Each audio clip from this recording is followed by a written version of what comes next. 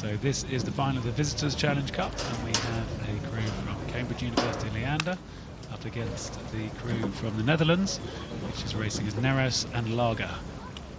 Yeah, the British crew here has two guys who row at Yale, one from Harvard and one from Cambridge. He's the only non-university student in America, and 3 of them are going to be captains or presidents of their club next year. So some great talent in this boat. So there should be no shortage of leadership coming from this crew. I hope somebody's going to take control. Yeah, hopefully they're not wrestling it out too much, because they're very experienced men racing at under 23 levels. Plenty of great performances in the Great Britain colours from the crew on the left, although, as you say, really embracing the university system in America, as well as having that future Cambridge president for next year, Freddie Davidson, in the Teresi. And the Dutch crew, they raced at the Poznan World Cup and they came 16th.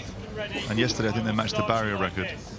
Yeah, absolutely. Both these crews matched the barrier record. So we're expecting a fast start, and we're expecting a close start.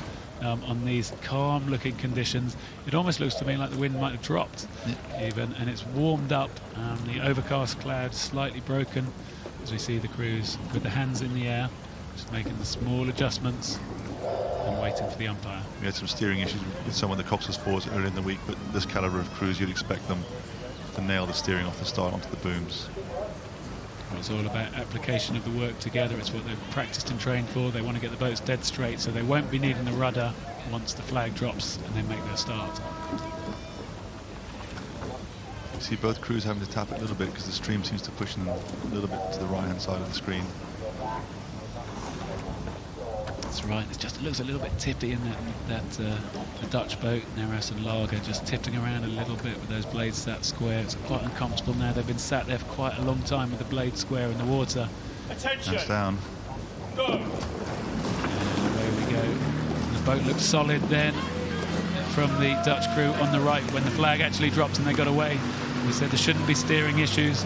As it is, I think this Dutch crew look like they're heading towards the British, and I think they're going to have to make a correction. And the Brits have moved over as well. I think they're doing already. I think they've made that correction themselves. I think they've seen that they've come away from that island, made the correction. The umpire hasn't had to put the flag up. The British looking pretty solid on the Berkshire station on the left. The Dutch crew wandering a bit on the Buck station. Yeah, the Brits moved over a little bit to get out of their way, but actually all seems to be no clashes coming through here. Dead level coming out of the first. It's what we expected, didn't we, with the time at the barrier? Well, they levelled the time to the barrier yesterday. They levelled that record, so we know they can go out and start fast. This time they're going to have to go the whole distance if they're going to be winning this Visitors Challenge Cup. And at the moment it's the British crew on the far side just starting to edge away from the crew from the Netherlands here as they take on a bit of bumpy water, having to ride these conditions at Henley on the river. The booms are doing a job at cutting out waves, but you can see waves on this side, better water on the other side, and the British crew are still benefiting from it and still moving. Kind of wonder, knowing that both crews were fast at the barrier, where the British crews decided to stay high for longer and the Dutch have maybe settled a bit earlier into the rhythm. You wouldn't expect the crews to be a length difference based on their pedigree yesterday. Well, you wouldn't. The Dutch crew here, you tend to think the Dutch crew is going to look pretty relaxed. Looking at the stroke seat there, Mitch Maker in there. He had some overtraining issues in the last couple of years, but he's come back into training now. But he'll be surprised to see this British crew has moved out. They're coming to that barrier mark, and the British crew have, as you said, Adrian, taken a length. Yeah, they've really sustained a really high pace there, and they've moved out to quite a large lead in such a short space of time. And in the Cox's 4, the other crew will be starting to feel a bit of that wash, and that's quite hard to stay in your own boat and really focus and try and row yourself back into it. Do you believe that they've done too much, or do you think they're just quicker than you? Well, I think you're absolutely right. There'll be a lot of things going on in the heads of the Dutch crew right now. They'll be thinking, what can we do in this situation? What sort of moves do we have to make? Because I think the British crew are still pushing hard on the right of our shot here and trying to open up more of a gap. They look like they're still moving faster, a little bit more rate, a little bit less relaxation. And that could come back to bite them later on in the race because they're still right on it. It really could do. And in 6-lane racing, you always pay the price for doing too much. Whereas side by side, sometimes you can be rewarded for it because you get under the other crew's skin. And the Dutch struggling a bit with their steering there. They've been a bit in the wash.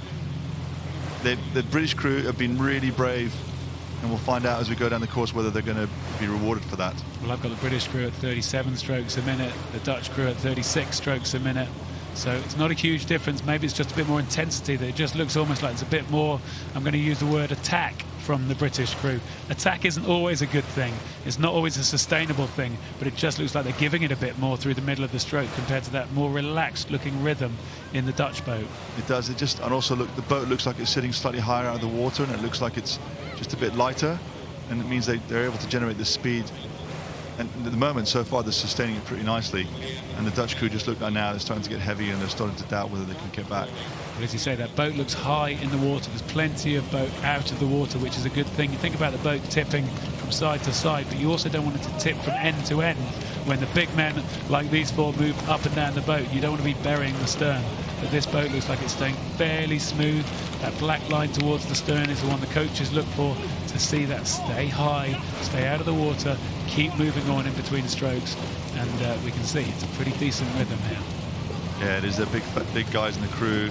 It's pretty uniform in what they're doing. And we come from 3 different programs. That boat doesn't look like they come from 3 different clubs. And that's astounding, the different distance they've put on the other crew. They just now need to keep focusing their boat. And it's going to be expensive to have done that, but if they can concentrate and just make sure they don't make any mistakes, you say it'd be very hard for Nereus and Laga to come back from that.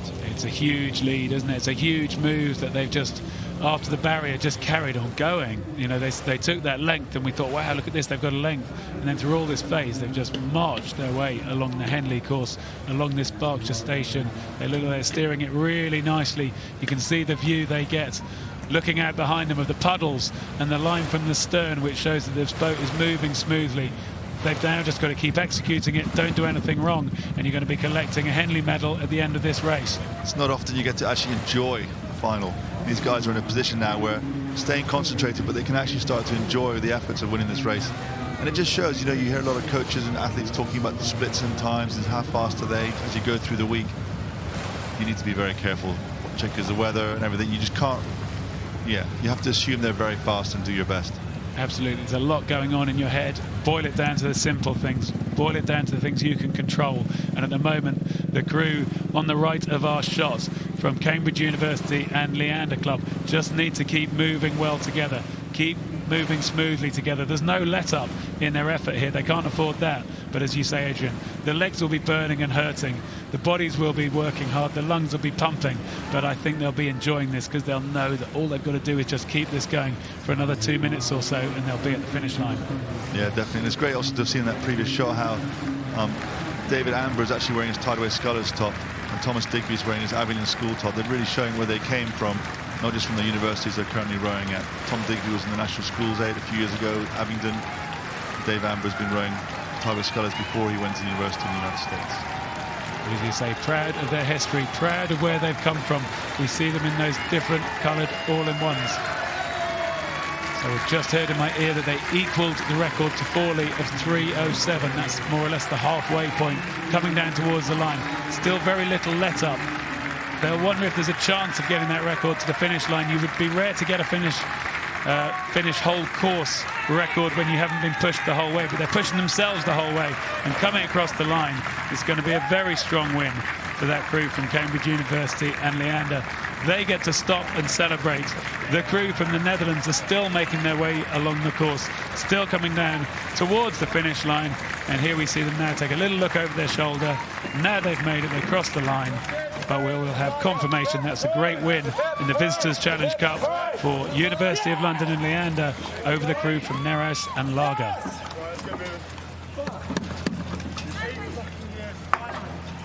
So we will see a few moments of the race as it unfolded, and really the crew from Great Britain were sharp and fast off the start, and there was no let up anywhere down the course. They did an exceptional performance and just had the courage to sustain that speed out of the blocks, and made it impossible for the Dutch crew to be competitive with them today. What a great performance.